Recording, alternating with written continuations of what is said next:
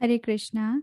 कल तक हमने श्रीमद् भगवत गीता के तीसरे अध्याय का 36वां श्लोक देखा था। आज हम 37वां श्लोक देखने जा रहे हैं। श्री भगवान उवाच काम एष क्रोध एष रजोगुण समुद्भवः। आधा द है, पूरा भा है। रजोगुण समुद्भवः महाशनो महापाप्मा महाशनो महापाप्मा विद्येन। आधा द है, पूरा ध। विद्येन मिह वैरिणम्। महाशनो महापाप्मा विद्येन मिह वैरिणम्। श्री भगवान उवाच काम एष क्रोध एष रजोगुण समुद्भवः महाशनो महापाप्मा विद्येन मिह वैरिणम्। कैसे गाएंगे देखते हैं। श्री भगवान उवाच काम एष क्रोध एष रजोगुण समुद्भवः महाशनो महापाप्मा विद्येन मिह वैरिणम्। मीनिंग देखते हैं। श्री भगवान उवाच, श्री भगवान ने कहा।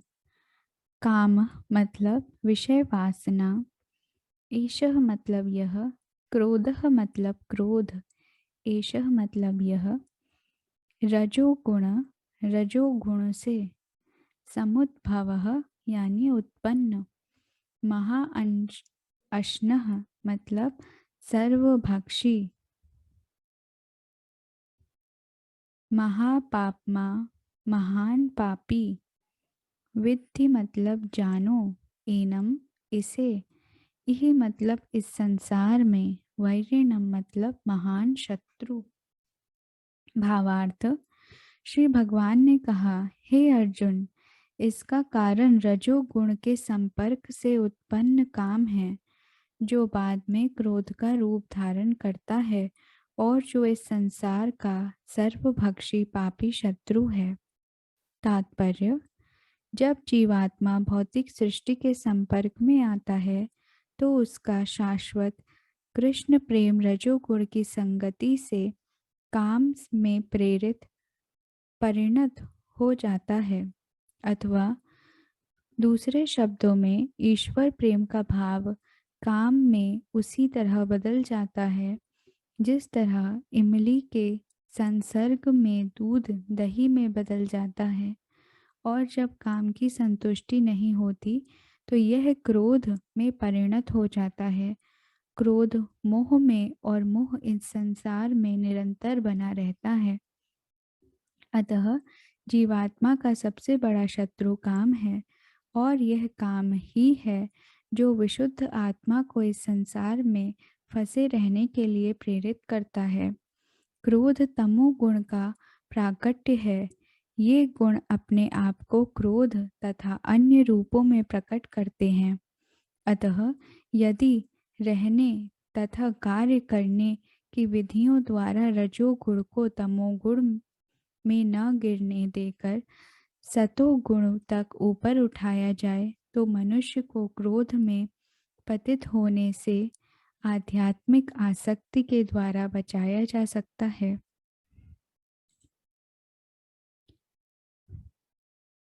अपने नित्य वर्धमान चिदानंद के लिए भगवान ने अपने आप को अनेक रूपों में विस्तृत कर लिया और जीवात्माएं उनके इस चिदानंद के ही अंश हैं। उनको भी आंशिक स्वतंत्रता प्राप्त है, किंतु अपनी इस स्वतंत्रता का दुरुपयोग करके जब वे सेवा का इंद्रिय सुख में बदल देती हैं, सेवा को इंद्रिय सुख में बदल देती हैं, तो वे काम की चपेट में आ जाती हैं। भगवान ने इस सृष्टि की रचना जीवात्माओं के लिए इन काम पूर्ण रुचियों की पूर्ति हेतु सुविधा प्रदान करने के निमित्त की। और जब जीवात्माएं दीर्घ काल तक काम कर्मों में फंसे रहने के कारण पूर्णतया ऊब जाती हैं, तो वे अपना वास्तविक स्वरूप जानने के लिए जिज्ञासा करने लगती हैं। यही जिज्ञासा वेदांत सूत्र का प्रारंभ है, जिसमें यह कहा गया है, अथातो ब्रह्म जिज्ञासा। मनुष्य को परम तत्व की जिज्ञासा करनी चाहिए, और इस परम तत्व की परिभाषा श्रीमद् भागवत में इस प्रकार दी गई है। जन्माद्यस्य यतोऽन्वयादितरतश्च सारी वस्तुओं का उत्गम पर ब्रह्म है, अतः काम का उद्गम भी परब्रह्म से हुआ। अतः यदि काम को भगवत प्रेम में या कृष्ण भावना में परिणत कर दिया जाए, या दूसरे शब्दों में कृष्ण के लिए ही सारी इच्छाएं हों, तो काम तथा क्रोध दोनों ही आध्यात्मिक बन सकेंगे। भगवान राम के अनन्य सेवक हनुमान ने रावण की स्वर्गपुरी को जलाकर अपना क्रोध प्रकट किया, किंतु ऐसा करने में से वे भगवान के सबसे बड़े भक्त बन गए। यहाँ पर भी श्री कृष्ण अर्जुन को प्रेरित करते हैं कि वे शत्रुओं पर अपना क्रोध भगवान को प्रसन्न करने के लिए दिखाएं। अतः काम और क्रोध कृष्ण भावनामृत में प्रत्युत होने पर हमारे शत्रु न रहकर मित्र बन जाते हैं। हरे कृष्णा।